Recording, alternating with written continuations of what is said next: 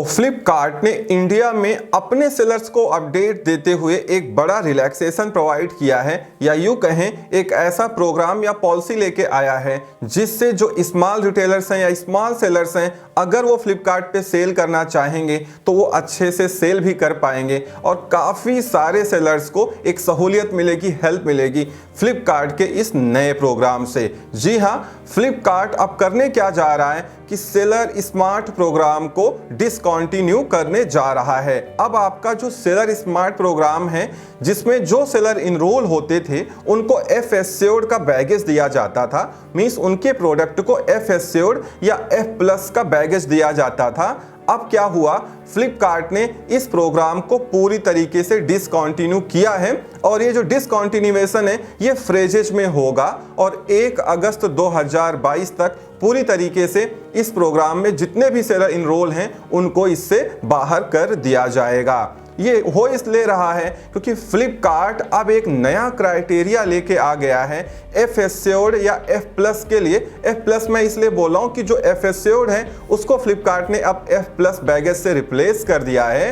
तो कुल मिला के ऐसे सेलर्स जो चाहते हैं कि उनके प्रोडक्ट्स को एफ एस्योर्ड या एफ प्लस बैगेज मिले जो कि flipkart.com पे कस्टमर को दिखाई दे, अब उनको बहुत कुछ नहीं करना पड़ेगा। बहुत इजी हो गया है फ्लिपकार्ट सेलर्स को एफ एस्योर्ड का बैगेज पाना या एफ प्लस का टैग पाना। अब करना क्या होगा, फ्लिपकार्ट ने यह बताया कि सेलर स्मार्ट प्रोग्राम हमने इसलिए डिसकंटिन्यू किया। मैं आपको बता दूं, फ्लिपकार्ट का जो सेलर स्मार्ट प्रोग्राम है ये बिल्कुल सिमिलर है अमेजॉन सेलर फ्लेक्स की तरीके से। तो शायद आपको समझ में आ रहा होगा, अमेजॉन ने तो सेलर फ्लेक्स प्रोग्राम अभी डिसकंटिन्यू नहीं किया है, लेकिन फ्लिपकार्ट ने अपना सेलर फ्लेक्स प्रोग्राम डिसकंटिन्यू कर दिया है। और उसके पीछे का रीजन ये दिया है कि सेलर स्मार्ट में सेलर्स को इनरोल होने के लिए उनके पास पार्टिकुलर एक वेयर हाउस होना चाहिए, प्रॉपर स्पेस होना चाहिए, प्रॉपर रैक्स बिन प्रिंटर होने चाहिए, मैन पावर होनी चाहिए।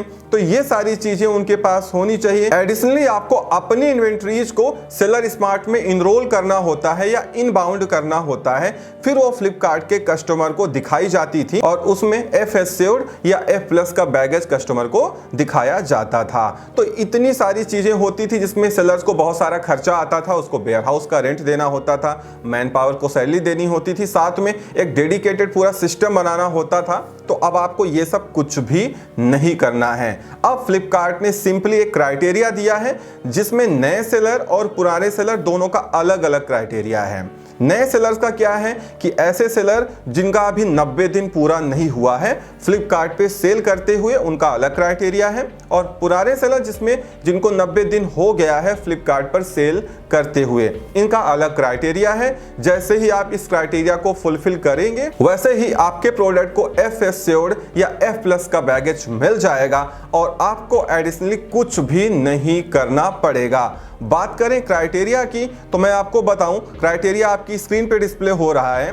तो इसमें ओल्ड सेलर भी हैं, न्यू सेलर हैं। पहला जो पॉइंट है वो वीकली ऑफ का है। अगर आप पुराने सेलर में आते हैं तो आपको 7 दिन काम करना पड़ेगा, मींस संडे ऑफ नहीं कर सकते। अगर आप ऐसा नहीं कर पा रहे हैं तो आप एक मल्टी जोनल सेलर होने चाहिए। और अगर नए सेलर की बात करें तो यहां पे भी आपका वही सेम ही क्राइटेरिया है। आरटीडी की बात करें तो अगर आप पुराने सेलर हैं तो ये 0.85% से कम होना चाहिए, अगर आप नए सेलर हैं तो 1% से कम होना चाहिए। सेलर कैंसिलेशन की बात करें तो अगर आप पुराने सेलर हैं तो लास्ट 30 डेज में आपका 0.15% से कम होना चाहिए। और अगर आप नए सेलर हैं तो सेम क्राइटेरिया है, यहां भी 0.15% से कम होना चाहिए।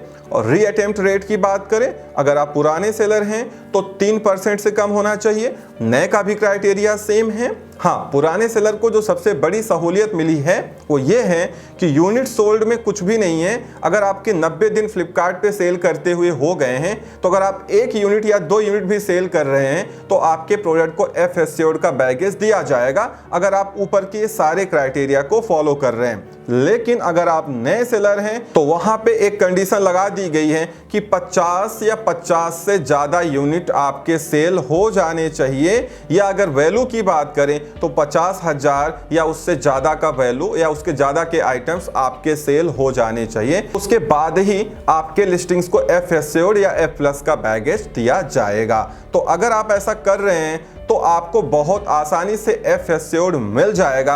अब आपको ज़्यादा कुछ नहीं करना पड़ेगा।